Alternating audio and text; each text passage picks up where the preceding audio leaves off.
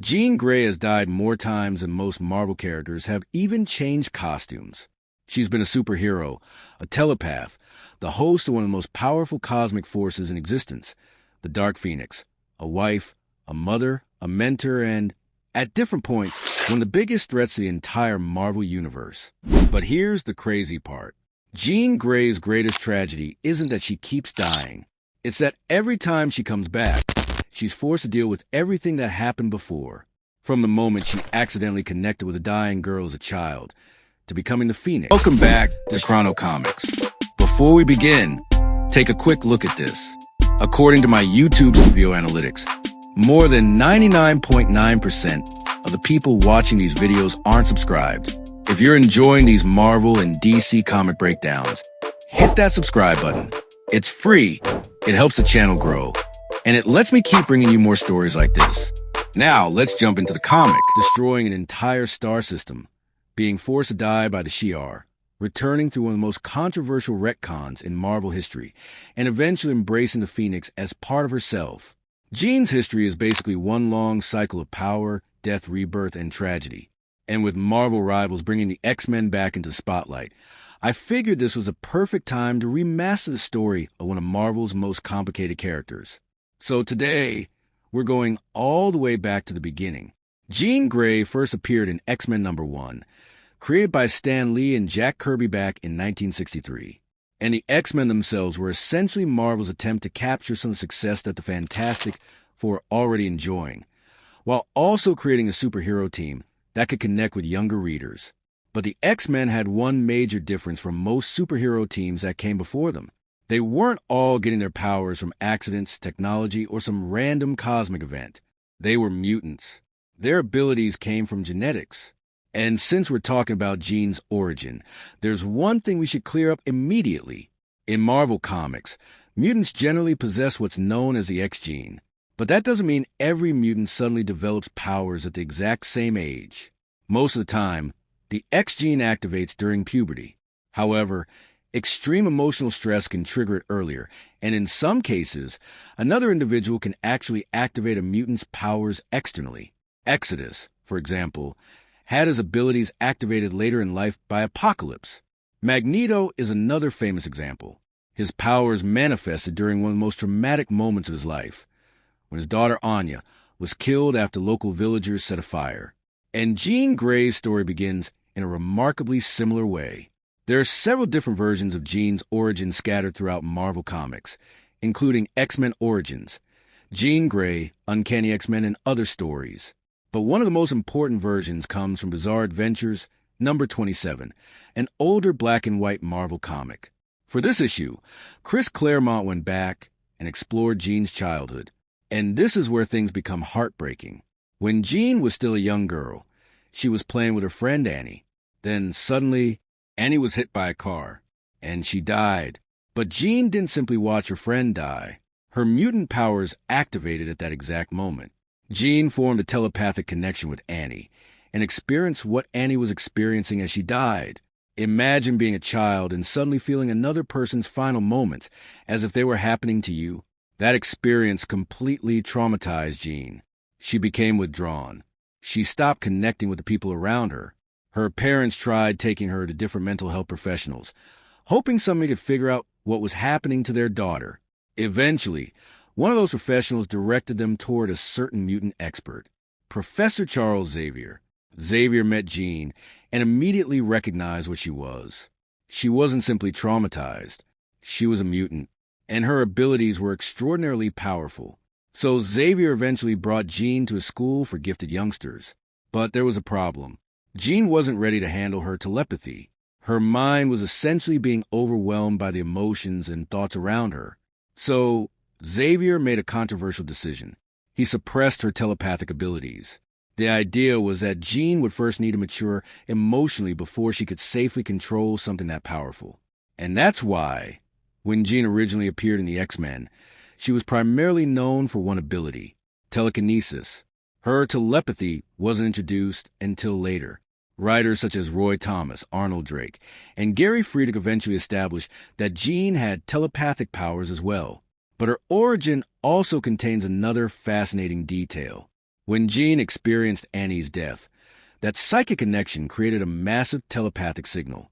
Jean essentially screamed out through her mind, and that psychic scream was powerful enough to alert Xavier to her existence. But Jean wasn't the only cosmic entity that noticed. Something else felt it, something that would become incredibly important later in her life: the Phoenix Force.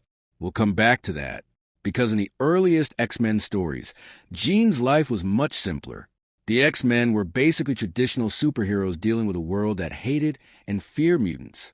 And Jean, who was originally known as Marvel Girl, was the only woman on the team, which meant that, naturally, nearly every guy on the team was interested in her. But it became obvious very quickly that one person was going to be her main romantic interest: Scott Summers, Cyclops. And the relationship between Jean and Scott would eventually become one of the longest-running romances in Marvel history. Although, looking back at those early comics, Jean's portrayal was very different. She was frequently the damsel in distress. Jean would find herself overwhelmed by whatever villain the X-Men were fighting, and Cyclops would come rushing in to save her. The stories often used those situations to build their relationship. Jean would be in danger. Scott would rescue her. And Jean would essentially respond with some version of, "Thank goodness you were here." By X-Men number 60, Jean and Cyclops had officially become a couple, but their relationship immediately got hit with some bad news. Just 6 issues after Jean and Scott officially became a thing, X-Men was canceled. The series wasn't selling nearly as well as Marvel wanted, and the original X-Men simply weren't connecting with readers. So from 1970 to 1975, there were no new regular issues of the X-Men. For almost 5 years, Jean was basically limited to appearances in other Marvel books, including titles like Avengers and Captain America. However, there's an interesting story that was added decades later. It's called X-Men: The Hidden Years. John Byrne launched the series in 1999 and was designed to explore the period between the cancellation of the original X-Men and the arrival of giant-sized X-Men. The series lasted only 22 issues. But issues 8 and 9 contain something extremely important for Jean's history. Jean is temporarily possessed by the Phoenix Force. And this is significant because it's essentially the first time Jean directly experiences the Phoenix and understands what it is.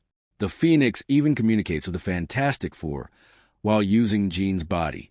And the basic message is that Jean is going to become a host for the Phoenix. This was essentially a retroactive addition to Jean's history. It helped explain why, when the Phoenix eventually appeared during the classic Phoenix Saga, the X-Men weren't completely shocked by the idea. It was subtle, but it helped connect the earlier history to what was coming. Then, in 1975, Marvel released Giant-Size X-Men #1, and this completely changed the franchise. The original X-Men had been trapped on the living island of Krakoa, forcing Xavier to recruit a new group of mutants to rescue them. And yes, we're skipping over Deadly Genesis here. The important part is that the new team successfully rescues the original X-Men. Once the mission is finished, Angel, Iceman, and Beast eventually move on. Beast joins the Avengers. Angel and Iceman move over to Champions. And suddenly, the original X-Men roster is being dismantled. This becomes extremely important later, because by the time Chris Claremont begins working on the X-Men, he has a very different vision for Jean Grey. Claremont didn't simply want Jean to remain another superhero. He wanted to elevate her. At that point, Jean was basically following the same damsel in distress archetype that had dominated female characters in superhero comics for decades. And Claremont wanted to change that. He wanted Jean to become something much more important. And that transformation begins with the Phoenix Saga. The X-Men are captured by Stephen Lang. Lang was running the Sentinel program at this point, after the previous Sentinel leadership had fallen apart. Cyclops, Jean, and Professor Xavier are captured, while the rest of the X-Men launch a mission to rescue them.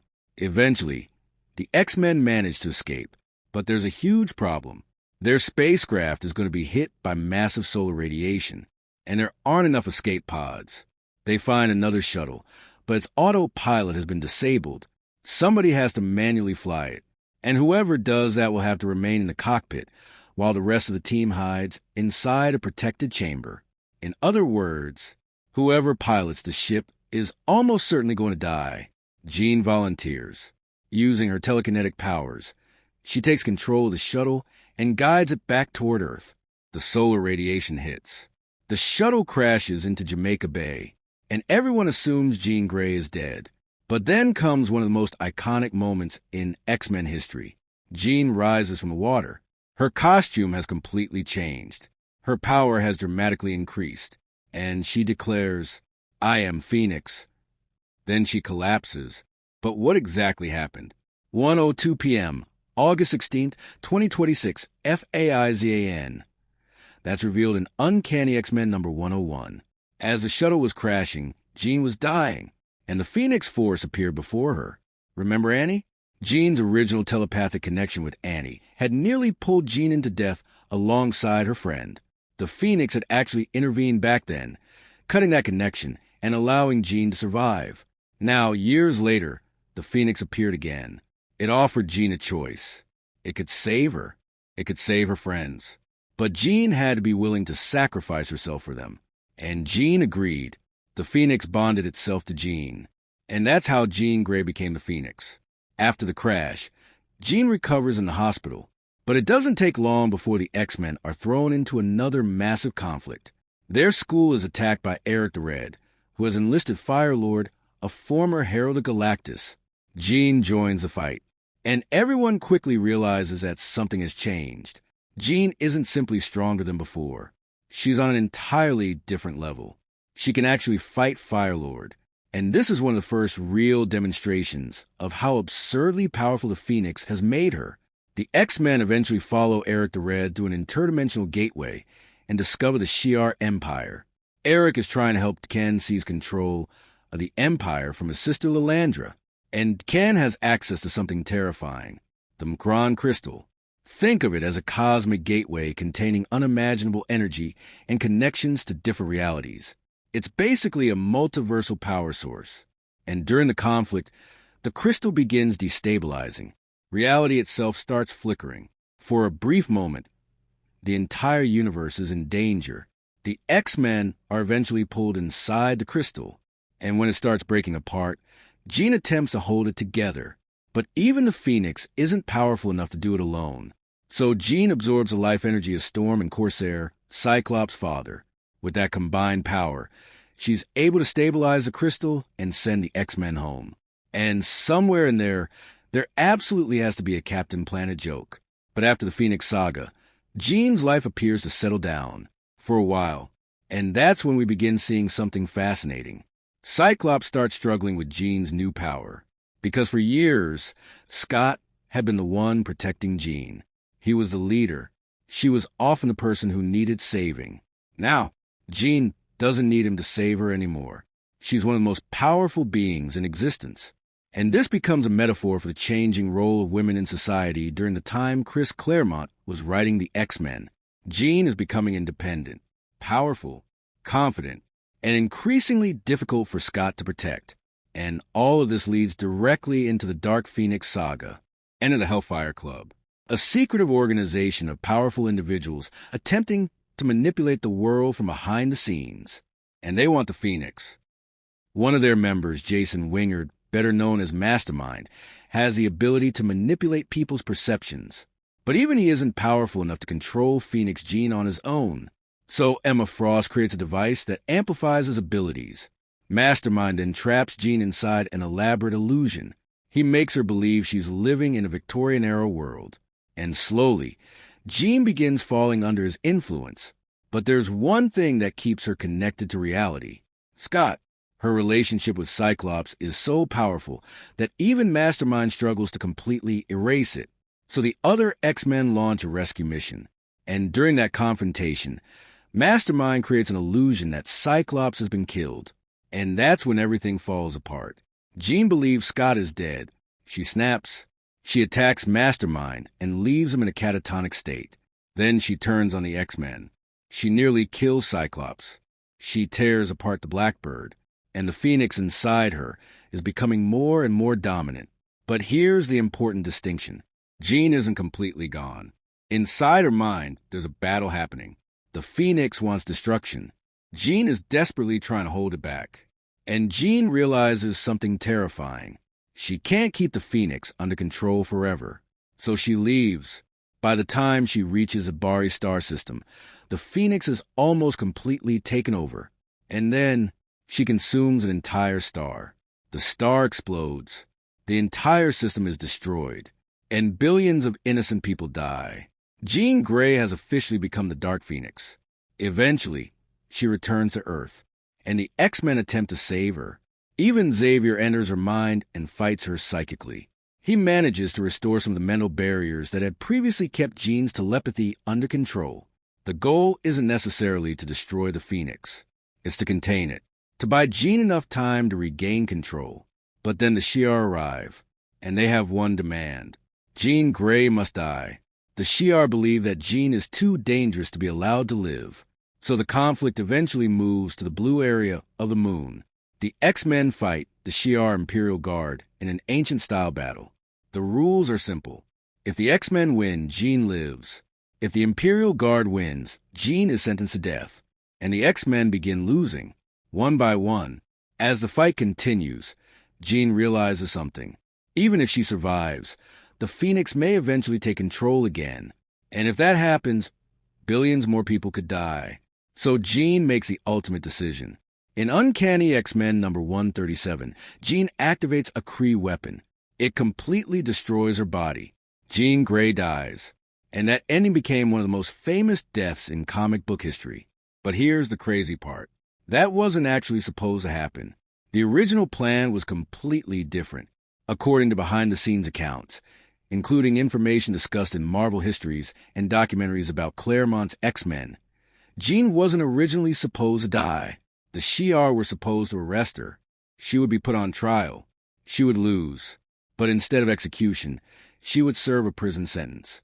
Eventually, Jean would be released. And after everything she'd experienced during the Phoenix and Dark Phoenix stories, Jean and Scott would leave the X-Men. That would have allowed Claremont to move the original X-Men completely out of the spotlight and focus on the newer team introduced in Giant Size X-Men. But Marvel's editor-in-chief at the time, Jim Shooter, rejected the ending. His argument was basically this. Jean destroyed an entire star system. Billions died. There had to be consequences. And the consequences Shooter wanted were extremely harsh. So Claremont and John Byrne made a decision. If Marvel wouldn't allow them to tell the ending they wanted, they would kill Jean. Shooter called their bluff, and Claremont and Byrne followed through. They killed her, and because they didn't want somebody else deciding how Jean's story ended, they made sure they were the ones writing the death. And that's how one of Marvel's most iconic characters was seemingly removed from the X-Men. For years, Jean was gone, until 1985. The Avengers discover a mysterious capsule at the bottom of Jamaica Bay, the same place where Jean's shuttle had crashed during the original Phoenix Saga. Every time they try to approach it, they receive a telepathic warning telling them to stay away. Eventually, they recover the capsule, and they turn it over to the Fantastic Four. Then something impossible happens. Jean Grey emerges, alive, but there's a problem. She has no memory of the Phoenix Saga. None of it. And the explanation became one of the most controversial retcons in X-Men history. Marvel revealed that the Phoenix Force had never actually been Jean. Instead, when the Phoenix first encountered Jean as she was dying in the shuttle, it duplicated her physical form. The Phoenix took Jean's form and consciousness. Meanwhile, the real Jean was placed in stasis at the bottom of Jamaica Bay. So, technically, the Jean who became Phoenix, the Jean who became Dark Phoenix, and the Jean who died on the moon wasn't actually the original Jean Grey. The real Jean had been sleeping underwater the entire time. Yeah, X-Men continuity gets complicated, but this allowed Marvel to bring Jean back without completely undoing the Dark Phoenix Saga. And it led directly to one of the biggest X-Men teams of the 1980s. The original 5 X-Men reunite. Jean, Cyclops, Angel, Iceman, Beast. Together, they form X-Factor. And immediately, there is another controversial development. Scott had supposedly moved on. He had married Madeline Pryor. They had a son, Nathan. But when Jean returns, Scott leaves them. He goes back to Jean. And that decision has remained one of the shadiest moments in Cyclops history. Still, X-Factor becomes extremely popular. The team gives us massive storylines, including the introduction of Apocalypse and the transformation of Angel into Archangel. Jean becomes one of the central members of the team, and X-Factor eventually crosses over with Uncanny X-Men and New Mutants during massive events like Mutant Massacre, Fall of the Mutants, Inferno, and Extinction Agenda. But after around 70 issues, X-Factor eventually ends, and the reason is simple. Marvel had realized something. The X-Men were unbelievably popular. The team gives us massive storylines, including the introduction of Apocalypse and the transformation of Angel into Archangel. Jean becomes one of the central members of the team, and X-Factor eventually crosses over with Uncanny X-Men and New Mutants during massive events like Mutant Massacre, Fall of the Mutants, Inferno, and Extinction Agenda. But after around 70 issues, X-Factor eventually ends, and the reason is simple. Marvel had realized something. The X-Men were unbelievably popular. So in 1991, Marvel relaunched the franchise with X-Men #1. It became one of the biggest-selling comic books ever. The X-Men were split into two teams. The blue team operated in Uncanny X-Men. The gold team appeared in X-Men. Jean became part of the gold team alongside Storm, Colossus, Psylocke, Iceman, Archangel, and Forge. And in 1994, Jean and Scott finally get something fans have been waiting for forever. They get married. After decades of relationship drama, Jean Grey and Cyclops are finally husband and wife. And for a while, things are actually good. Jean is incredibly popular. The X-Men are selling extremely well. And then the animated series makes the franchise even bigger. But by the end of the 1990s, the X-Men's popularity begins falling. Marvel has also gone through financial problems and nearly entered bankruptcy. Eventually, Joe Quesada becomes editor-in-chief, and he wants to change the way Marvel handles some of its biggest properties. The X-Men are handed over to Grant Morrison, and the team becomes the new X-Men. This is where Jean's story takes another devastating turn. One of the biggest developments is Scott's psychic relationship with Emma Frost. Even though it isn't initially a physical affair, Jean sees it as a betrayal, and it creates a massive fracture between Jean and Scott. The situation is even more complicated because Jean and Scott are now working together as headmasters of Xavier's school. They're supposed to be the power couple. Instead, their relationship is falling apart, and eventually, Jean dies again. This time, the X-Men have taken in a mysterious new member called Zorn. His face is hidden behind a helmet because he supposedly has a miniature sun inside his head. But eventually, Zorn's identity is revealed.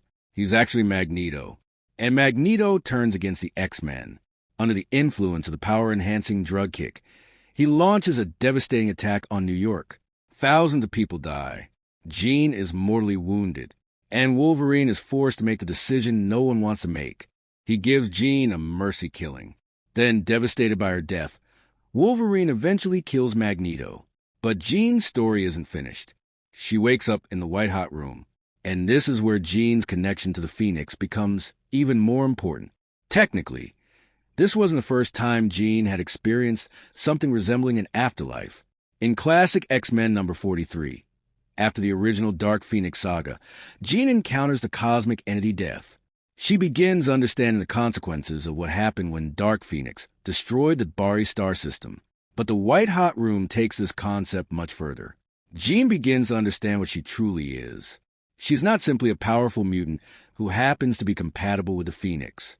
She is arguably the Phoenix's perfect host. The Phoenix represents death and rebirth. And Jean's entire life reflects exactly that. She dies. She returns. She evolves. She dies again. And she comes back again. It's almost as if the cycle is unavoidable. Inside the white-hot room, Jean eventually reaches an entirely new level of power. She becomes the White Phoenix of the Crown. This isn't simply another costume or transformation. It's essentially the representation of Jean's consciousness, completely united with the Phoenix.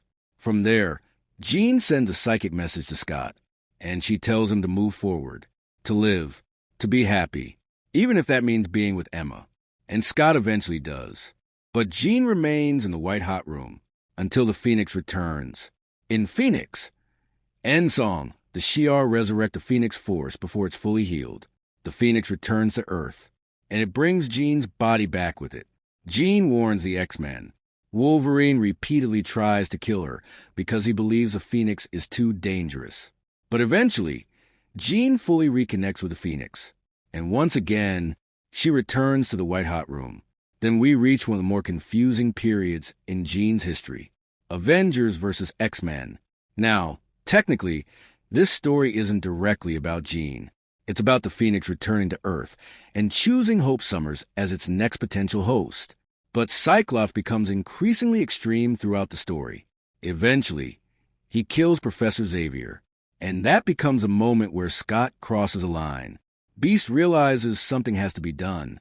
If they want to bring Cyclops back to the person he used to be, they need to remind him of who he was. So Beast does something crazy. He travels through time and brings the original teenage X-Men into the present, and among them is a young Jean Grey. This creates the time-displaced Jean, and this version of Jean has to deal with something horrifying. She learns what her future is supposed to become. She learns about the Phoenix. She learns about Scott. She learns about her death. She learns about everything waiting for her. And yet, she's told that she can't simply change history. The timeline has to happen. The concept was fantastic on paper, but in practice, it created an enormous number of continuity problems. Still, the younger Jean becomes a major character for several years. Meanwhile, the original Jean remains dead. That changes in 2018. Marvel launches Phoenix Resurrection, the return of Jean Grey. The X-Men discover that Jean's grave is empty, and eventually they realize what's happening. The Phoenix has returned, and has brought Jean back. At first, Jean doesn't remember who she is, but as her memories return, she realizes what the Phoenix is doing, and this time, she refuses. Jean doesn't want to keep being resurrected. She doesn't want to be trapped in an endless cycle of death and rebirth. She wants to live, and remarkably, the Phoenix listens. Jean finally gets another chance at being Jean Grey, not Dark Phoenix, not a cosmic weapon, not simply the perfect host, just Jean.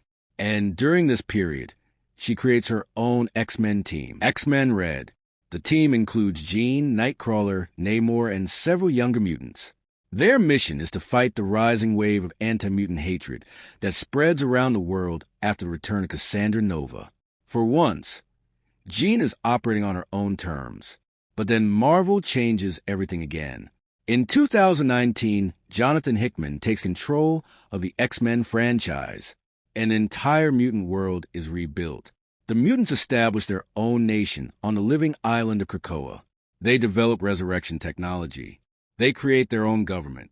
They establish their own laws. And Jean becomes part of this new society.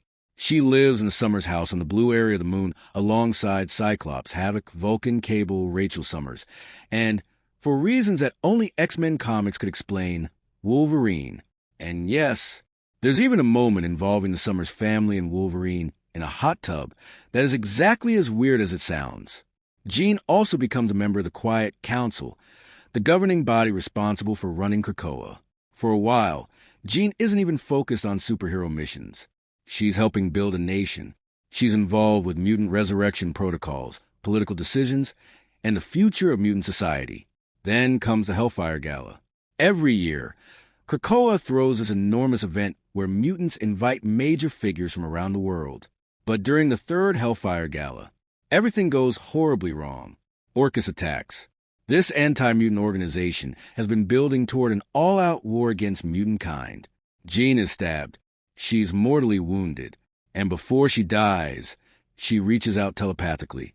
She tells Cyclops and Wolverine that she loves them. Then her mind goes silent. Jean Grey is dead again. At least, that's what it looks like. Her soul returns to the White-Hot Room. And this time, Jean finally looks back at her entire life. Every death, every resurrection, every mistake, every moment involving the Phoenix. And she finally understands something. She can't keep running from the Phoenix. She and the Phoenix are connected. Maybe they always were. So Jean embraces it. With help from Hope Summers, another former Phoenix host and the mutant messiah, Jean is resurrected. And this time, she doesn't run from the Phoenix. She accepts it. Jean becomes something far greater than she had ever been. She's no longer simply afraid of what the Phoenix can do. She's learning to control it, to use it, and now, instead of seeing her cosmic power as a curse, she's using it to protect life across the universe. Jean travels through space. She encounters cosmic threats. She saves civilizations. She fights beings that are on an entirely different level from the enemies she used to face on Earth. She even goes up against Gore the God Butcher. And more recently, she's gone toe-to-toe with Thanos. Yeah, Jean Grey has come a very long way from being the Marvel girl who constantly needed Cyclops to rescue her. And that's ultimately what makes her story so tragic. Jean's greatest enemy has never really been Magneto. It hasn't been Apocalypse. It hasn't been the Shi'ar. It hasn't even been the Phoenix. It's been the constant struggle between who Jean is and what everyone else expects her to become. She spent decades being afraid of her own power. Then she became one of the most powerful beings in existence. She became Dark Phoenix. She died. She returned. She was retconned. She died again. She became the White Phoenix. She came back again. And eventually, after all those years, Jean finally stopped treating the Phoenix as something she needed to escape. She accepted that it was part of her. And maybe that's the most important part of Jean Grey's entire story. She isn't tragic simply because she dies. She's tragic because every time she comes back, she has to remember why she died in the first place. And yet, somehow, she keeps choosing to come back. She keeps choosing to fight. She keeps choosing to protect people. And after everything she's been through, Jean Grey isn't simply the host of the Phoenix anymore. She's one of Marvel's most powerful symbols of death, rebirth, and the ability to rise again. And if you're still watching this video, I want to show you something real quick. Show Analytics screenshot. 98.4% not subscribed. Look at this. 98.4% of the people watching aren't subscribed to Chrono Comics. That's honestly insane. So, if you made it all the way through Jean Grey's ridiculously complicated history, and you enjoy Marvel stories like this, take a second and hit that subscribe button. It costs you nothing, and it helps Chrono Comics continue making these deep dive comic book stories. So, what do you guys think? Do you think Jean Grey is Marvel's most tragic superhero? Or is there another character whose story is even more brutal? Let me know down in the comments. And if you enjoyed this video, hit the like button, subscribe to Chrono Comics, and turn on notifications so you don't miss the next Marvel deep dive. Because there are a lot more comic book stories waiting to be uncovered. Thanks for watching. And as always, I'll see you in the next one. This is Chrono Comics. Peace.